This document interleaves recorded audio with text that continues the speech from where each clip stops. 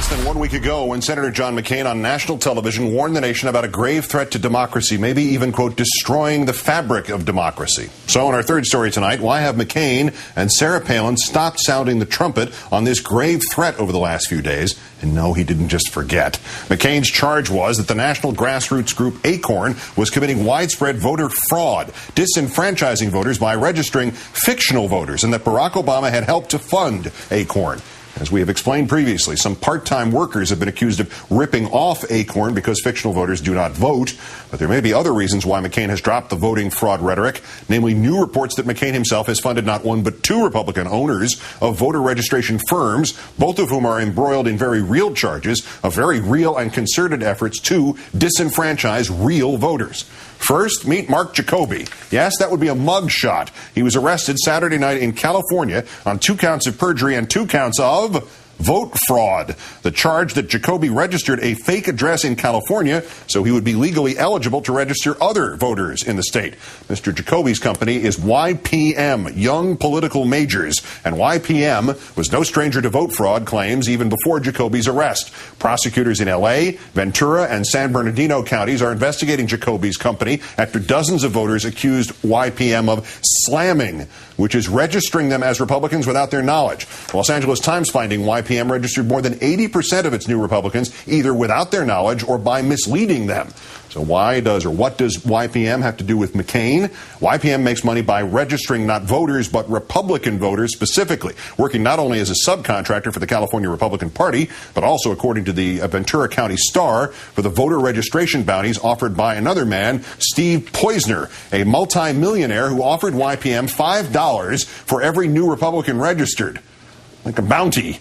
He also happens to be the California co-chairman of the McCain campaign. McCain cannot claim ignorance of YPM's track record. Jacoby is based in Arizona, where a number of ballot initiatives may not be on the ballot this year after YPM gathered signatures for them, and some of those signatures failed to pass muster with local election officials.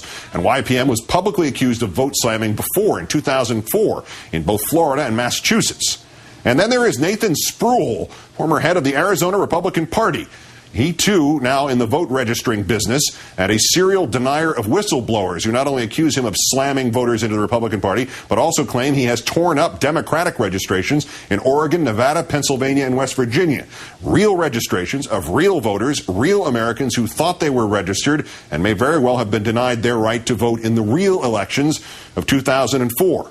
McCain's connection? This year, Huffington Post reports a joint committee, including the GOP and the McCain campaign, paid $175,000 for, quote, registering voters to the Lincoln Strategies Group, the voter registration company headed by Nathan Spruill. So why isn't anybody investigating Nathan Spruill? Since the days of John Ashcroft, Democratic members of Congress have asked the Justice Department to investigate real voter suppression.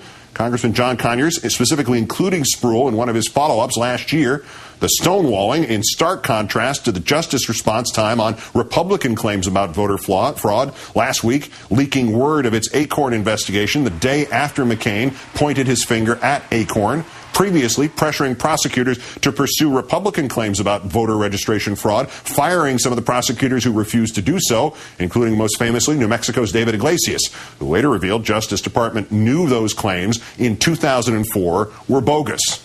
Talking Points memo reporting that some of the same Republican operatives pushing voter fraud claims this year were at the heart of those bogus claims. Quoting one party operative's 2004 email, I believe the voter ID issue should be used at all levels. You are not going to find a better wedge issue.